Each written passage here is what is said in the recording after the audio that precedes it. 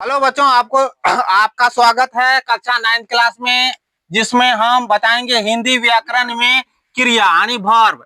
इस चीज को आपको ध्यान से देखना है कि क्रिया किसे कहते हैं, और वीडियो में बने रहिए। एनके प्रगति पथ में आपका स्वागत है। क्रिया किसे कहते हैं? जिससे किसी काम के होने का बोध हो उसे क्रिया विशेषण कहते हैं। ध्यान से समझना है। उदाहरण में देखिए, होना था सो हो गया। कभी कभी कहावत में कहता है कि होना था सो हो गया। उसमें हो गया क्या है? यह क्रिया है। अब उसके बाद क्रिया जो है कितने चल, देख, पा। अब चल क्या है? एक धातु है। धातु चला, चलो, चली, चलूं, चले, चलूंगा, चलेगी। ये सारा क्या है? इत्यादि बहुत सारा है। ये क्या है? चल धातु है। उसके बाद क्या? दूसरा नंबर में देख धातु है। देखा, देखेंगे, देखते हैं इत्यादि। उसके बाद तीसरा नंबर में चलिए आइए, पा। ये धातु है। पाना, पाया, पाता, पाएंगे। उसके बाद यहाँ ध्यान से समझिएगा, ये एरो में जो डबल एरो में दिए हैं इसको ध्यान से समझिएगा।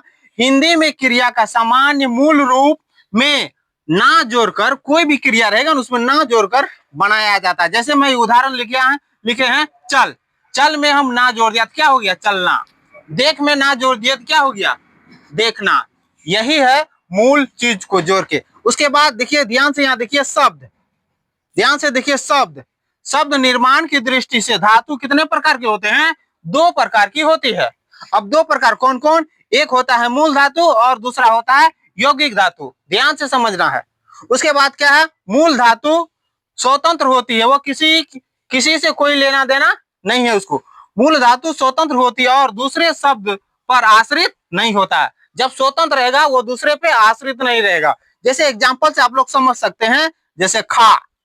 जैसे आपको कोई रसगुल्ला देगा खाने के लिए तो अपने मुंह में थोड़े डाल देगा, थाली में दे देगा या नहीं तो बाटी में देगा। तो खाना तो आपको खुद पर है ना, तो चबा के खाइए या ऐसे डाल दीजिए मुंह में, जैसा भी। तो खाना खुद आपको पड़ेगा, वो क्या है? स्वतंत्र है। जैसे पानी पीना, पी, देख, सुन, सारा क्या है? ये मूल धातु है, यानी ये दूसरे पे आश्रित नहीं है। अब देखिए दूसरा हम चले आए यौगिक। दूसरा यौगिक धातु।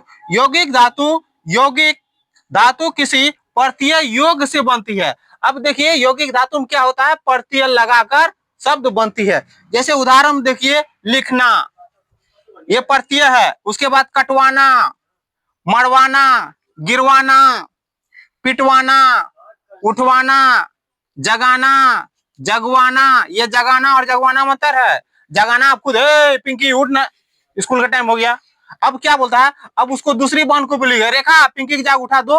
ये क्या हुआ? जगवाना। नहीं, हम आपको कर रहे हैं, आप वो जाकर के वो तीसरा आदमी कार्य कर रहा है। उसके बाद देखिए पिलाना इत्यादि है। वीडियो को देखिए, लाइक कीजिए, सब्सक्राइब कीजिए, और वीडियो को पूरा देखने के लिए आपको एनके प्रगति पथ में आना पड़ेगा यूट्यूब चैनल में। थैंक यू, धन्यवाद।